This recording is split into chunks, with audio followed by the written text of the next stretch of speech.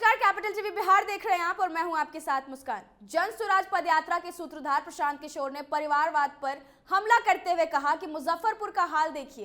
एक ही परिवार के आदमी पिछले 30 साल से यहां सांसद बन रहे हैं और यहां के हर पत्रकार प्रबुद्ध लोग भी उन्हें वोट कर रहे हैं। आप दूसरे को क्यों दोष दे रहे हैं कि लोग कोई गलत वोट कर रहे हैं? आप सबको मालूम है कि वो आदमी काम कर नहीं रहा है, पर इसके बावजूद आप उन्हें वोट कर रहे हैं।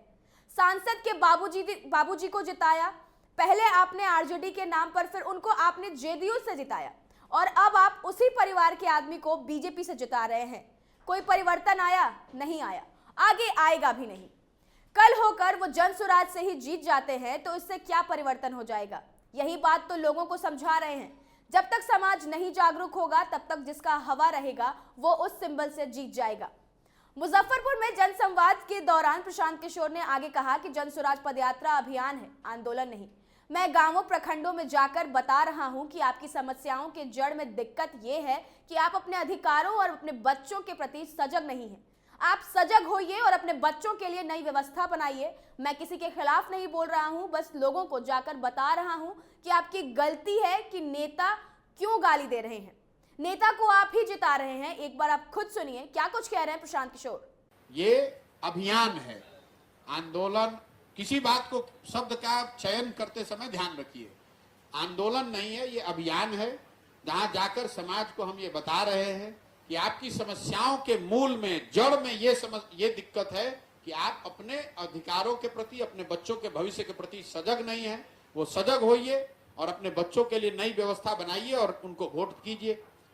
यही बात कर रहे हैं। ये कहाँ आंदोलन है, कहाँ धरना प्रदर्शन कर रहे हैं, कहाँ किसके खिलाफ बोल रहे हैं? हम तो जाकर जनता को बता रहे हैं कि भाई आपकी गलती है, नेता को क्यों गाली दे रहे हैं?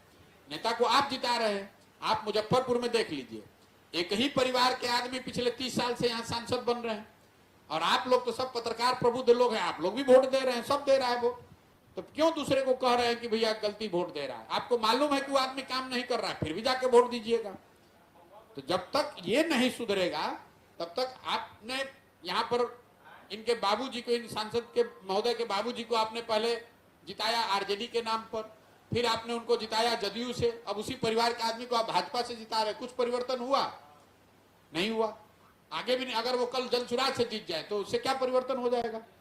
यही बात तो आपको बता रहा हूं। जब तक समाज नहीं जगेगा तो कोई किसी सिंबल से जीत जाने से क्या है? जब जिसका हवा रहेगा वो जीत जाएगा। तो सुना आपने क्या कुछ कह रहे थे प्रशांत किशोर। दरअसल लोकसभा चुनाव 2024 से ठीक पहले बिहार में बीजेपी को बड़ा झटका लगा है। टिकट कटने से नाराज बिहार के मुजफ्फरपुर से सांसद अजय निषाद ने बीजेपी को छोड़ दी है। उन्होंने सोशल मीडिया पर इसकी घोषणा की। इसके कुछ देर बाद ही दिल्ली में उन्होंने कांग्रेस की सदस्यता ग्रहण कर ली। अजय निषाद ने बीजेपी के राष्ट्रीय अध्यक्ष जेपी नड्डा से कहा कि उनके साथ छल हुआ है, इससे वो दुखी हैं, इसलिए बीजेपी की प्राथमिक सदस्यता से इस्तीफा दे रहे हैं। अब कांग्रेस उन्हें मुजफ्फरपुर से लोकसभा का उम्मीदवार बना सकती है। बता दें कि बीजेपी ने इस चुनाव में अजय निषाद को टिकट नहीं दिया था। उनकी जगह मुजफ्फरपुर से रामभूषण निषाद को प्रत्याशी बनाया गया है, जिसकी वजह से अजय इससे नाराज चल रहे थे। इसी को लेकर प्रशांत किशोर ने कहा कि अजय निषाद ने मुजफ्फरपुर में कुछ काम किया है या नहीं किया है और चले हैं बदला लेने। पहले इनके बाबूजी आरजेडी के नाम पर, बाद में जदयू और अब जो एमपी हैं वो बीजेपी से हैं, पर ना कोई परिवर्तन आया है और ना ही आएगा। लोकसभा चुनाव से ठीक पहले प्रशांत किशोर लगातार अपनी पदयात्रा के दौरान तमाम राजनीतिक पार्टियों पर निशाना साधते नजर आ रहे हैं। पीके के इन बातों पर आपका क्या कुछ कहना है, हमें कमेंट्स में जरूर बताएं। आगे की तमाम अपडेट्स के लिए देखते रहें कैपिटल टीवी बिहार। धन्यवाद।